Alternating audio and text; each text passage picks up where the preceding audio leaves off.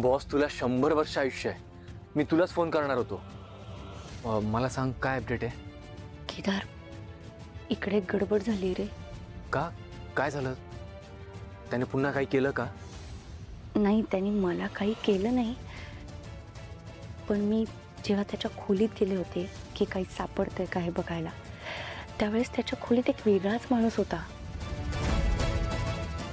जेव्हा मी बाहेर घरच्यांना हे सगळं सांगितलं त्यावेळेस युवराज एकदम घाबरला, टेन्शनमध्ये आला आणि त्यांनी सगळ्यांना असं सांगितलं की नाही, माझ्या खोलीत कोणीच नाही आहे. शेवटी कौशिकी मॅडम म्हटल्या की ठीक आहे, आपण त्याच्या खोलीत जाऊनच चेक करू. पण तेव्हा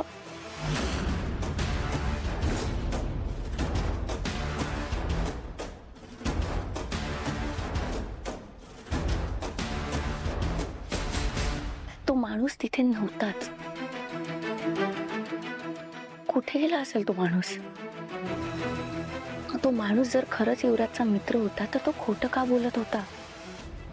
आणि युवराजनी पण का लपवलं असेल हे सगळ्यांपासून?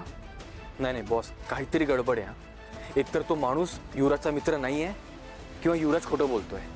एवढंच नाही, त्यांनी सगळ्यांसमोर मला खोटं ठरवलं. मी त्याच्यामध्ये आणि त्याच्या बहिणीमध्ये भांडण लावते असं तो सगळ्यांसमोर बोलला. पण बॉस, तो माणूस खरंच युवराजचा मित्र होता? तेच तर नाही माहिती ना. आणि तो जर युवराजचा मित्र नव्हता तर त्याच्यामध्ये आणि युवराजमध्ये काय संबंध आहे?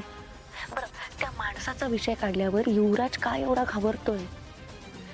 या कुठल्याच प्रश्नाची उत्तरं नाही आहेत आपल्याकडे केडी.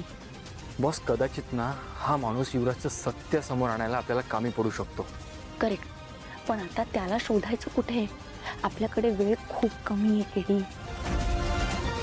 मला निशीची खूप काळजी वाटते रे. ती कुठल्या तरी खूप मोठ्या ट्रॅपमध्ये अडकतीये असं वाटतंय मला. केडी, आपण लवकरात लवकर त्या माणसाला शोधलं पाहिजे आणि काहीही करून निशीला वाचवायला पाहिजे.